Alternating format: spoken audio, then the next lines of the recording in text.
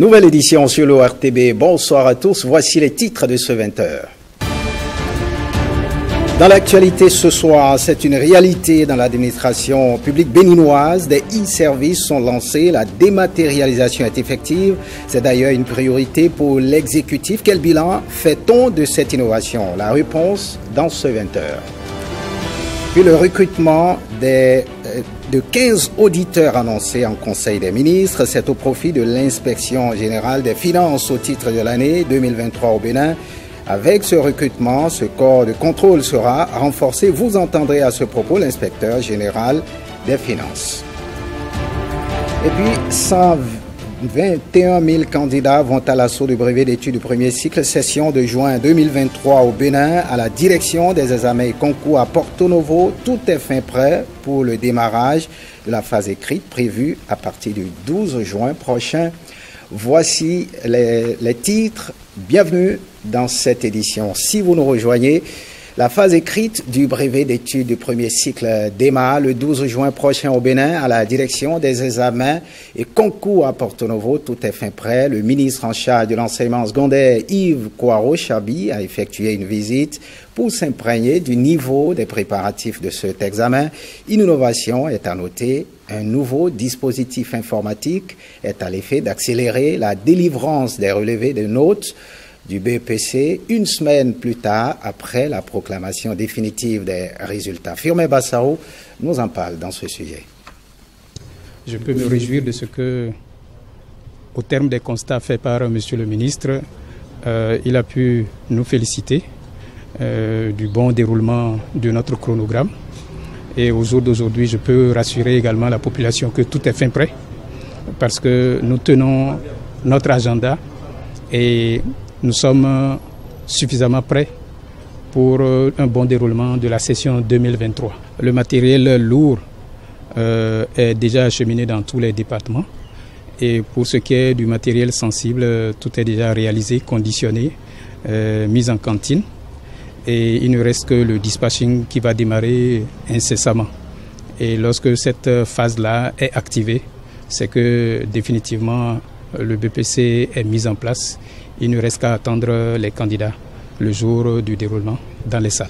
Suite aux instructions de M. le ministre, nous avons passé l'année scolaire à concevoir un nouveau dispositif permettant dorénavant, à l'occasion, à compter de cette édition-ci, de pouvoir rendre disponible les relevés de notes de l'examen du BEPC au plus une semaine après la proclamation définitive des résultats.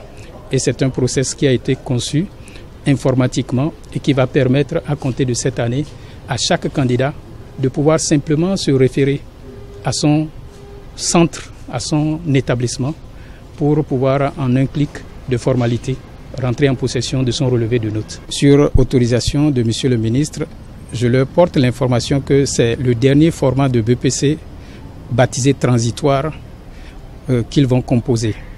Par exemple, dans cet effectif que j'ai énoncé globalement, ils sont 61 399 à composer en PCT. C'est la dernière édition du BEPC où cet effectif, à moitié plus ou moins, de l'effectif global va composer en PCT. Que les parents d'élèves, les candidats, les enseignants, eux tous prennent les dispositions pour se retrousser les manches pour assurer un bien meilleur encadrement des candidats, aussi bien en mathématiques qu'en PCT, parce qu'au BEPC de l'année prochaine, tous les candidats au BEPC du Bénin vont devoir composer aussi bien en mathématiques qu'en PCT. On reste dans le domaine de l'éducation, accélération de la scolarisation des filles et amélioration des performances scolaires. Dans le Borgou, au détour d'un atelier, les acteurs des enseignements primaires et secondaires réfléchissent au sujet. Le préfet, les maires des 8 communes du Borgou et les partenaires techniques et financiers participent aux travaux. Aziz Alagbe pour les précisions. C'est une rencontre diagnostique à double objectif au profit du secteur de l'éducation dans le département. Beaucoup plus de filles à l'école en temps record et puis de meilleurs rendements scolaires dans le Borgou. Les acteurs à divers niveaux s'accordent sur le bien fondé de tels défis. Le présent atelier me paraît donc très important car non seulement il permettra d'identifier les facteurs qui affectent négativement et significativement la scolarisation et les résultats scolaires, mais aussi et surtout de travailler davantage en synergie pour la promotion de l'éducation dans notre département. L'éducation faisant partie des droits fondamentaux, je prends ici l'engagement que l'ADECOB jouera sa partition dans la mise en œuvre des recommandations qui découleront de ces assises.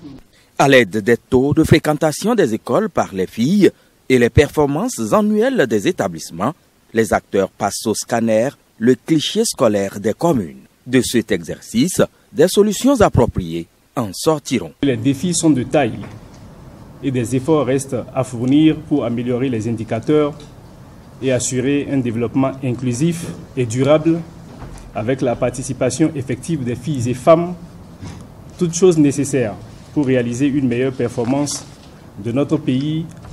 Cette activité s'inscrit dans un processus que nous avons ensemble enclenché depuis 2016 en lien avec tous les acteurs de l'éducation et vise à faire de l'éducation des filles notre cheval de bataille.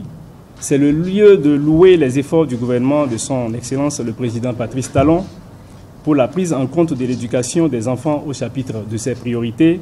Au vu des résultats bien satisfaisants du département au CEP et au BEPC 2022, les partenaires techniques et financiers annoncent redoubler d'ardeur pour une école plus performante dans le Borgo. Et l'évolution des technologies, comment adapter les curricula de formation à la digitalisation? La question est au cœur d'une rencontre à Cotonou. Ce sont 2 jours de travaux avec pour objectif la digitalisation des métiers pour une industrialisation et une diversification économique inclusive et durable en Afrique. Le point de la rencontre d'ouverture avec Ola Rodri Babagbeto et Alexis Segbemon. La salle rouge du Palais des Congrès aura compté en son sein divers acteurs de l'éducation et de la formation professionnelle, mais aussi du numérique pour cette édition du CIDEF-PROM, la première du genre au Bénin. Objet de toutes les attentions ici, un thème d'actualité. Le thème de cette année, digitaliser les systèmes de FTP, l'enseignement technique et la formation professionnelle, pour une diversification économique en Afrique de l'Ouest, cas du Bénin, est une pertinence indéniable. Dans un monde moderne en constante évolution, où les avancées technologiques bouleversent nos sociétés et nos économies, il est essentiel d'adopter une approche résolument tournée vers le futur. Par ailleurs, le thème de ce salon s'inscrit également et pleinement dans le thème de l'année 2023 de l'Union africaine, à savoir accélération de la mise en œuvre de la zone de libre-échange continentale africaine ou ZLECAf. Le CIDEF-PROM veut participer à l'accélération des objectifs de l'agenda 2063 liés à la stratégie continentale d'éducation pour l'Afrique et de l'enseignement et de la formation technique et professionnelle de l'Union africaine. Au premier jour à ce salon, les participants ont droit à un partage d'expériences et de bonnes pratiques du Bénin en matière de digitalisation de l'EFTP. Nous avons mis en place des infrastructures technologiques solides, investi dans la formation des enseignants et des formateurs et encourager les partenariats publics-privés pour soutenir l'innovation et l'adoption de nouvelles technologies. D'importants investissements ont été consentis et se sont matérialisés par la construction des salles de classe numériques équipées d'ordinateurs. Il convient également de souligner le développement de certaines plateformes telles que la plateforme iResultat.bj. L'objectif général du salon est de créer un écosystème pour permettre la transformation digitale de l'enseignement et de la formation technique et professionnelle, celle des systèmes de développement de compétences et la digitalisation des métiers. Cette édition tenue au Bénin est la 2e après celle tenue au Niger en 2022.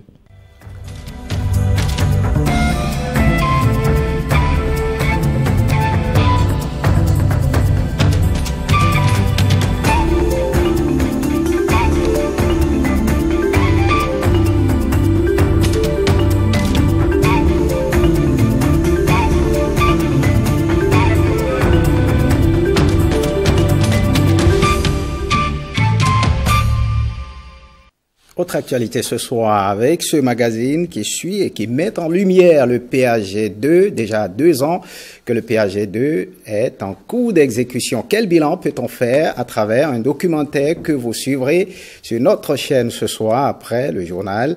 Mais en attendant, un avant-goût dans ce reportage consacré à la dématérialisation des services de l'administration publique au Bénin. Il est signé Génial Afouda, Monsieur Aboka et Alessis Sebouemon. Daniel Ada. Plus aucun domaine d'activité ne résiste à l'ère du digital au Bénin. Et le secteur du travail et de la fonction publique ne fait pas exception à la règle. Il est aujourd'hui possible de pouvoir se faire délivrer en ligne un visa de contrat d'apprentissage. Nous avons la possibilité de pouvoir aujourd'hui délivrer en ligne une attestation de non-litige qui permet à tout employeur de prouver qu'il est à jour de ses cotisations sociales et qu'il a effectivement déclaré tous ses salariés. Nous pouvons aujourd'hui délivrer en ligne le visa de règlement intérieur. Nous pouvons aussi délivrer en ligne des autorisations de licenciement pour motifs économiques aux entreprises. Et enfin, nous pouvons, pour en ce qui concerne les marchés publics, nous pouvons délivrer en ligne aujourd'hui les attestations de services faits et de bonne fin d'exécution. Nous avons dématérialisé la procédure d'organisation des concours, ce qui nous a permis vraiment de mettre fin aux concours frauduleux. Après cela, nous avons réalisé également la mise en place d'une interface fichier unique de référence des agents de l'État avec son couet, donc le fichier de la paie au niveau du ministère des Finances en vue de l'automatisation du paiement des salaires. Grâce à la dématérialisation des prestations des services publics, les agents de l'État peuvent désormais avoir accès aux informations liées à leur carrière en un clic, et ce, sans se déplacer. Nous avons également pu réaliser la mise en ligne systématique des actes de carrière. Et à ce titre, depuis 2017, nous avons mis en ligne plus de 120 000 actes. On peut citer la dématérialisation des actes de gestion de la carrière des agents de l'État à travers le développement de nouveaux modules dans le système intégré de gestion des ressources humaines de l'État que nous intitulons SIGRH. Nous avons également réalisé la dématérialisation des procédures de sanctions disciplinaires dans le SIGRH de manière à pouvoir vraiment numériser les sanctions et avoir, disons, la mémoire de ces sanctions dans la plateforme de gestion des ressources humaines de l'État. Aucun département rattaché au secteur du travail et de la fonction publique n'échappe au vent de la modernisation de l'administration publique au Bénin. Au niveau des services du travail, le permis de travail et le contrat des travailleurs expatriés ont été digitalisés depuis juillet 2021. Le contrat des nationaux également a été digitalisé. D'autres prestations sont en cours de développement. Nous avons l'une de nos prestations qui a été digitalisée. Il s'agit de la délivrance de l'agrément du ministère du Travail et de la fonction publique aux médecins du travail. Une application mobile dénommée CNSS Miton, destinée à assurer l'information complète des assurés sur nos services, nos prestations, a été mise en place. Aujourd'hui, les travailleurs et les employeurs peuvent solliciter via le portail national des services publics des attestations de sécurité sociale. Un autre point considérable, un autre point à ne pas négliger, je dirais, c'est la coordination des régimes CNSS et FNRB, qui est devenue une réalité. 2 années d'innovation, 2 années de continuité en termes de réforme pour une administration plus performante, plus moderne et plus près de ses usagers. Des défis relevés jusqu'ici avec brio pour un Bénin révélé.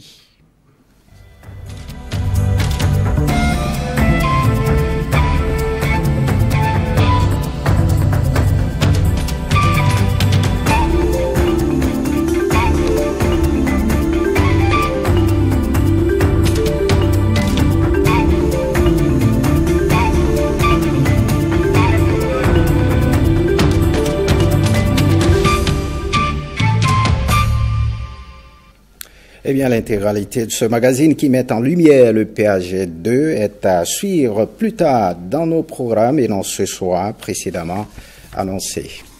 Il est annoncé en Conseil des ministres le recrutement de 15 auditeurs à l'inspection des finances. La décision est au profit de l'inspection générale des finances au titre de l'année 2023. Elle permettra de renforcer le personnel, ce bon fonctionnement de ce corps de contrôle auquel incombe, entre autres, la mission de coordination des activités opérationnelles des organes similaires sectoriels. Zissouf Fassino, inspecteur général des finances, nous apporte plus d'éclaircissements. Il est au micro de Jennifer Sativi et Brice Thibozo. Le concours de recrutement de 15 auditeurs à l'inspection générale des finances vise à renforcer l'effectif des inspecteurs des finances. Et en effet, l'effectif actuel des inspecteurs des finances est de 15.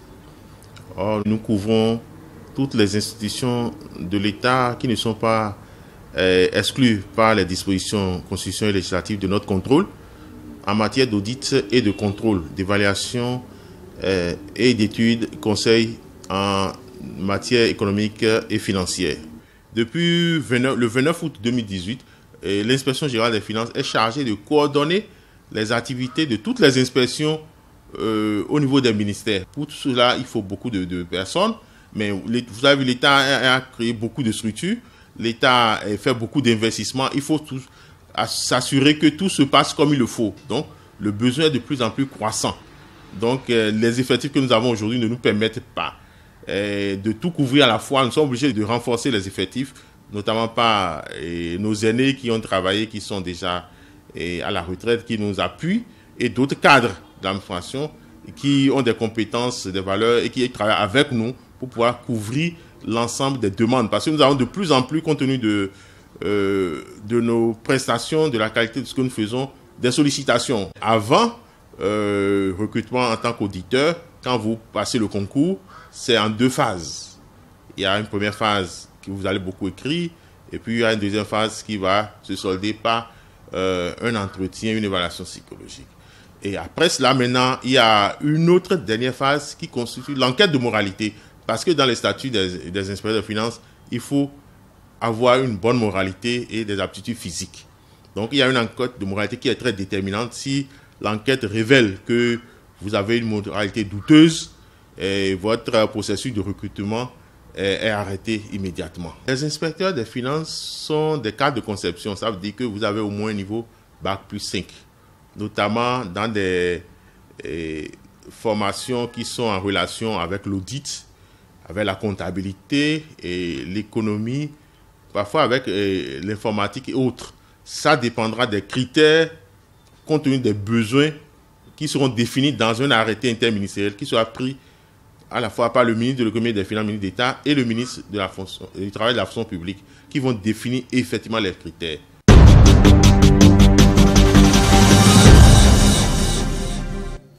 Et le 20h de ce soir qui oriente ses projecteurs sur cet espace d'échange exceptionnel, le nouveau marché de l'artisanat Guégamin ouvert au public. Allons ensemble à la découverte de ce joyau érigé au cœur de la ville de Cotonou. Nos guides, Ghislain Poguet et Benjamin Benayon.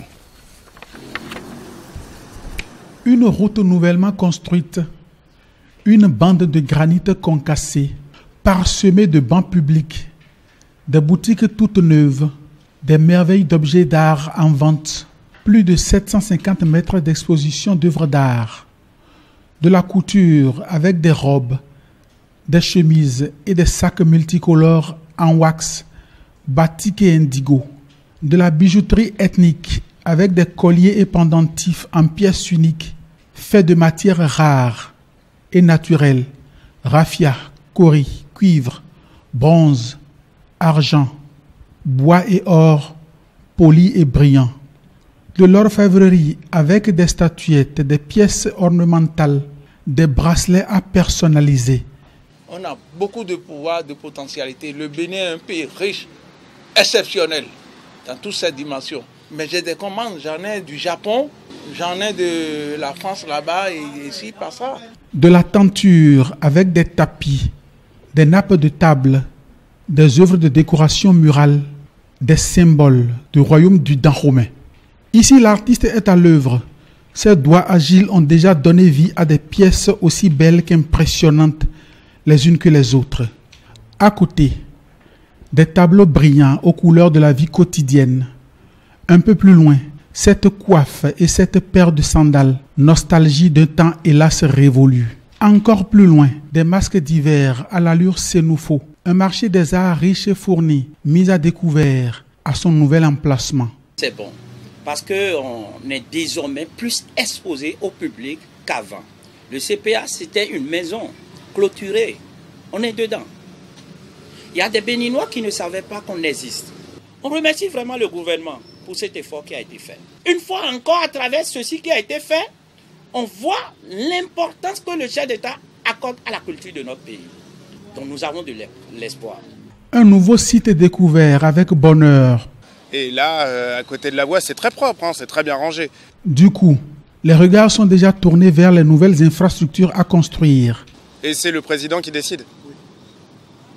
Président, il faut vraiment refaire un endroit comme c'était avant. C'était tellement bien, tellement beau, modernisé, oui, mais exactement dans le même genre. Les arbres, la buvette, les stands, ça sera merveilleux. Les touristes adorent ça. Sur le site, nous avons rencontré le doyen de l'atelier commun du centre de promotion de l'artisanat. Je n'attends rien, c'est la mort qui m'attend. Un arbre planté ne grandit pas le même jour. Comme un arbre planté, le projet du nouveau marché des arts prendra corps à coup sûr.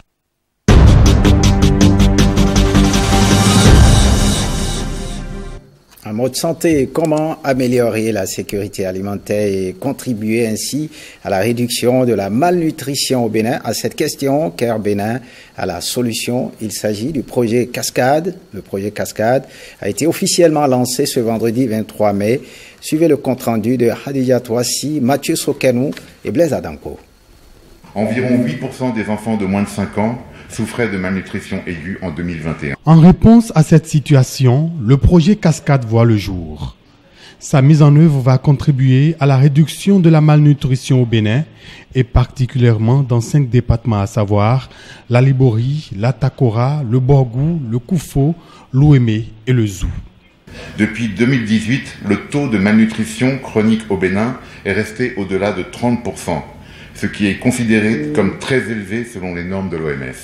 Le projet Cascade, son objectif général est de renforcer l'efficacité des politiques nationales de nutrition existantes en vue de l'amélioration de la sécurité alimentaire et plus particulièrement de contribuer à la réduction de la malnutrition des femmes en âge de procréer et des enfants.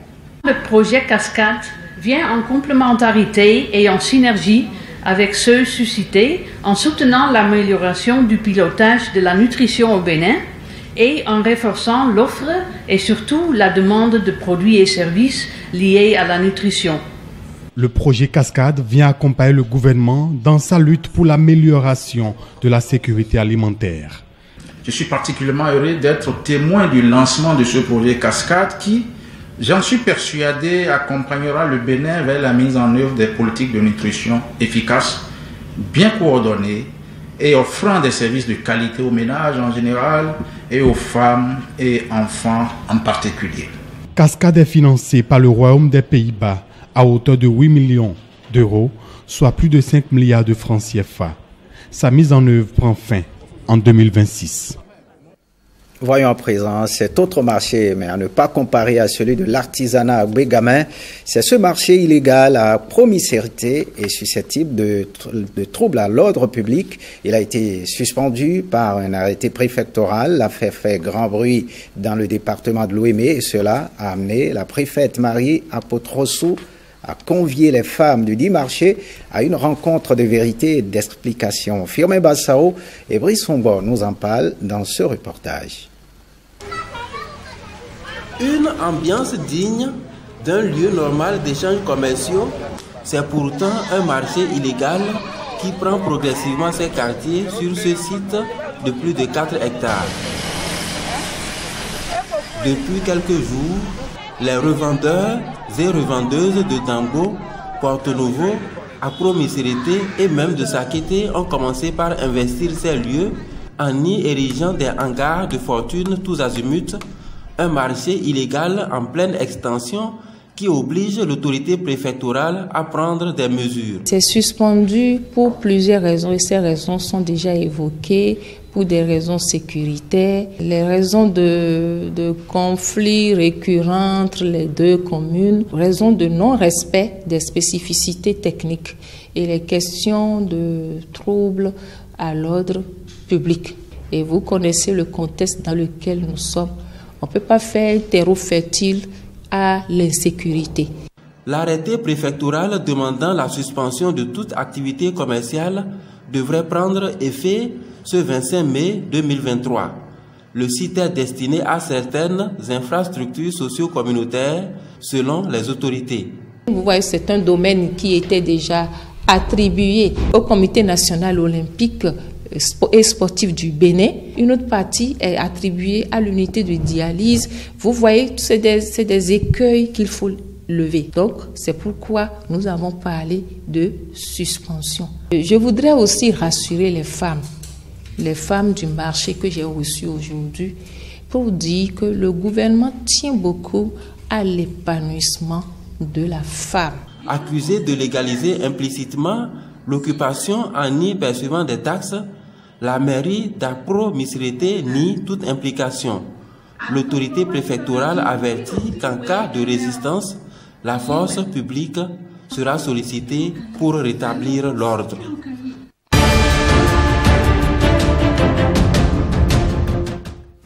Le voyons à présent les informations de nos frontières avec le procès d'un fugitif inculpé dans le génocide rwandais qui marque notamment l'actualité internationale. Et puis nous parlerons également du président de la République démocratique du Congo qui est en Chine pour discuter partenariat avec son homologue chinois. Blaise Adampo nous assure la compilation. Suivez. Arrêté en Afrique du Sud, Fulgence Kayishema, l'un des derniers fugitifs recherchés pour leur rôle dans le génocide rwandais de 1994, comparaît devant un tribunal du Cap, 2 jours après avoir été arrêté au terme de 22 années de cavale. Il est accusé d'avoir directement participé au massacre de plus de 2000 personnes dans l'église de Nyange, dans le nord-est du Rwanda. L'accusé aurait incendié l'église avec des réfugiés à l'intérieur, selon les procureurs de l'ONU.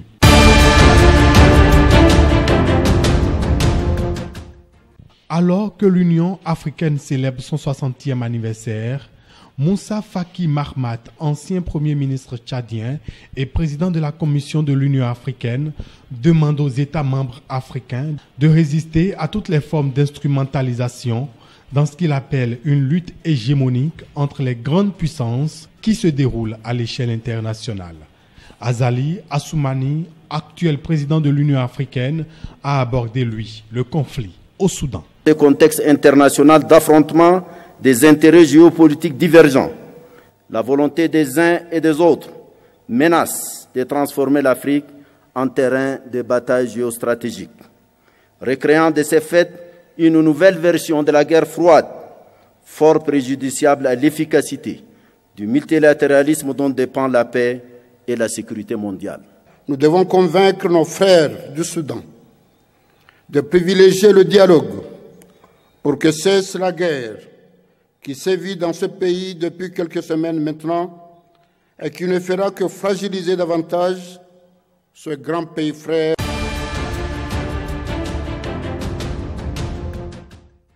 Le président de la République démocratique du Congo est arrivé en Chine où il rencontre son homologue Xi Jinping.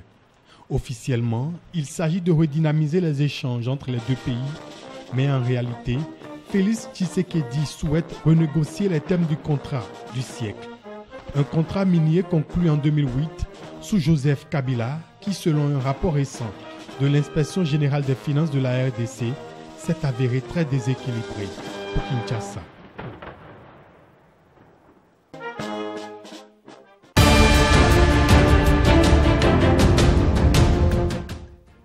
Les actionnaires de Total Energy réunis en Assemblée générale votent à une majorité de plus de 88% la stratégie climat du groupe qui était sous pression des organisations environnementales et du gouvernement français pour accélérer sa transition énergétique et sortie des énergies fossiles. Ce vote intervient alors que des militants du climat venus perturber l'Assemblée générale de Total Energy ont mis la pression sur le groupe pétrolier pour qu'il se détourne plus rapidement des énergies fossiles.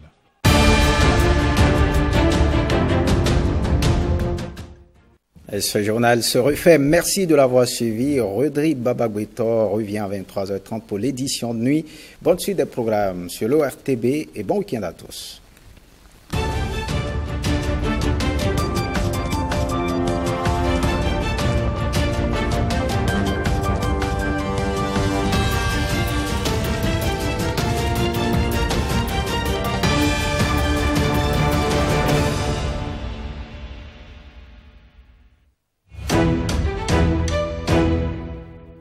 Célébrer autrement la fête des mères le 4 juin prochain, c'est le leitmotiv du groupe Ségan. Il organise la soirée Noëzan pour rendre hommage à nos mamans de leur vivant. C'est un événement autour de 4 activités. La première, c'est la nuit que nous avons dénommée, la nuit de gala que nous avons dénommée Akpe, pour dire merci en minant. La deuxième, c'est la marche de cœur que nous avons dénommée Beliga. La troisième activité, c'est le déjeuner que nous avons dénommé Echeung Pikbo pour dire merci. Et la quatrième activité que nous avons dénommée Wanyenu Giabou, la visite touristique en Bariba. 4 activités en 2 jours, du 3 au 4 juin 2023. Les conférenciers apportent plus de précisions sur le menu concocté pour cette première édition de Noëzan. La première activité, c'est le 3 juin 2023. Dîner de gala, ce sera autour de la piscine de Bénin Atlantic Beach Hotel, qui fait partie de nos partenaires. Et au cours de ce dîner de gala, nous allons procéder à l'élection, à la sélection de l'ambassadrice de l'année. Le déjeuner c'est le 4 juin 2023. Et au cours de ce déjeuner, les enfants vont remettre leur cadeau à leur maman. Cadeau en présentiel. Même un petit message peut toucher le cœur de sa maman le jour-là. Parlons de la marche. La marche, ce n'est pas uniquement les mamans qui sont inscrites qui vont rester à l'hôtel. C'est ouvert à tout le monde, tout le peuple béninois et ailleurs.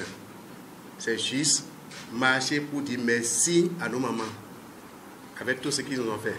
De cette marche, nous avons 2 invités, 2 docteurs spécialistes, un en cardiologie et l'autre en nutrition, qui va entretenir nos mamans, tout le monde d'ailleurs, sur comment vivre sain, comment faire, qu'est-ce qu'il faut faire pour pouvoir se maintenir toujours en forme.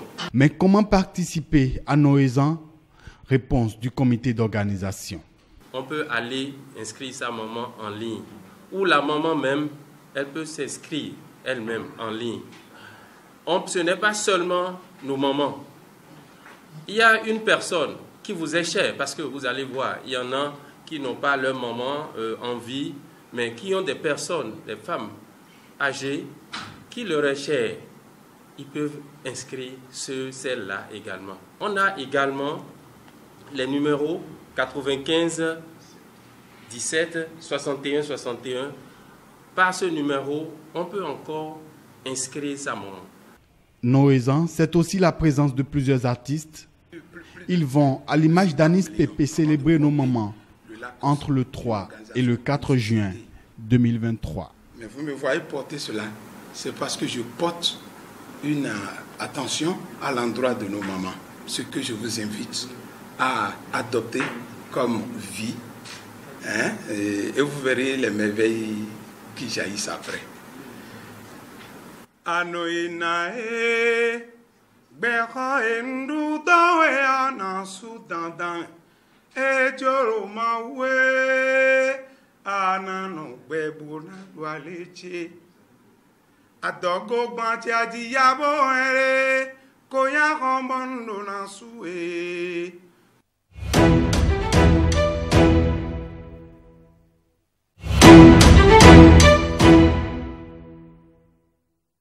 Une approche de développement qui ne s'intéresse pas qu'au bien matériel, mais au développement qui désormais prend en compte l'être humain dans toute son intégrité, mais aussi la société dans toutes ses composantes.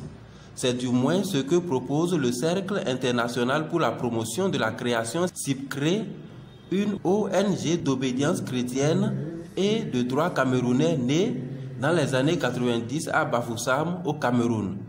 L'ONG a initié cette conférence débat à l'occasion de ses 30 ans d'existence autour du thème « Développement holistique vers une relation et des pratiques alternatives pour la promotion de la création ». C'est un concept qui est au fondement même des activités du CIPCRE au Bénin, au Cameroun et au Togo et partout où nous sommes représentés. En fait, le qualificatif holistique vient du mot grec holos, qui veut dire intégral, tout, global. Le développement holistique étant donc une vision de développement qui ne vise pas l'épanouissement de l'être humain de manière parcellaire, mais dans la globalité, dans la totalité. Par exemple, un être humain n'est pas seulement physique, n'est pas seulement matériel, il est aussi spirituel. Et le développement holistique vise donc l'épanouissement de l'être humain dans sa globalité, corps et âme, et la communauté dans toutes ses composantes. Parce que jusqu'à maintenant, on a mis l'accent surtout sur le côté économique, le côté social et depuis ces derniers temps sur l'aspect environnemental. Il faudrait que nous sachions que la transformation positive de la communauté, c'est mettre en interaction toutes les composantes de cette société, économie bien sûr, sociale bien sûr, écologie bien sûr, mais aussi culturelle, psychosociale, environnementale et politique. Pour mieux faire passer son message et amener les participants à cette conférence débat à mieux cerner le concept, le communicateur remonte dans l'histoire. À savoir, depuis la théorie du rattrapage économique jusqu'aux ODD dans lesquels nous sommes maintenant, ça fait 8 concepts à peu près, avec l'ajustement structurel, la sortie de l'indépendance, le développement auto-centré, les intermondialistes. Et j'ai présenté toutes ces théories et j'ai montré leurs limites. Leurs limites, c'est tout simplement que tous ces développements fonctionnent comme si c'est pour apporter, pour améliorer les conditions physiques, matérielles seulement de l'être humain et de la communauté. À partir de là, je propose que nous puissions ouvrir une page vers le développement holistique. Toutes les communautés de foi, toutes les obédiences associées à cette nouvelle approche pour le développement intégral sont appelées à contribuer à leur manière à sa concrétisation au sein des communautés. Le thème développement holistique fait partie du concept que l'Église protestante méthodiste du Bénin aussi développe depuis quelques années. Parce que l'homme étant créé à l'image de Dieu, Dieu a voulu que l'homme vive en paix et soit tranquille. Donc pour le mieux-être et le bien-être de l'homme, l'Église a le devoir d'intervenir à travers la parole, l'Évangile. Pour le peu que j'ai entendu, il y a un aspect spirituel qui s'ajoute à tout ce que nous faisons. Et je suis champion de cela, je développe dans parenté responsable. Quand tu as fini de donner tout ce qu'il faut à ton enfant pour l'école, aller contrôler à l'école, voir les professeurs et tout, deuxième phase, dialogue entre l'enfant et vous, dialogue aussi entre les parents. Après cela, il faut s'en remettre à Dieu. Et chaque parent doit prier pour sa progéniture. Quand tout marche bien et quand ça ne marche pas, c'est parce que c'est Dieu qui remet sur la voie correcte. C'est avec beaucoup de plaisir, d'accord, que nous avons suivi cette communication qui a rappelé d'accord, que toute action doit pouvoir mettre l'homme au centre. D'accord, le développement, c'est d'abord axé sur l'homme dans toutes ses dimensions. Je crois que c'est ce que le communicateur a rappelé. Et l'autre élément qui est très fondamental, que beaucoup ont de difficultés à dire, c'est que l'homme, tout en axant les actions sur l'homme, l'homme à son tour doit mettre son créateur au centre de toutes ces actions. D'abord, il y a les formations. Je pense qu'il faut d'abord former les communautés à la compréhension même du concept du développement holistique et après amener les communautés à monter des projets dans la vision, dans la perspective du développement holistique. Le développement holistique prôné aujourd'hui par CIPCRE vient comme un complément aux autres approches. La manifestation prend fin par cette visite dans le jardin des plantes médicinales mis au point par CIPCRE Bénin.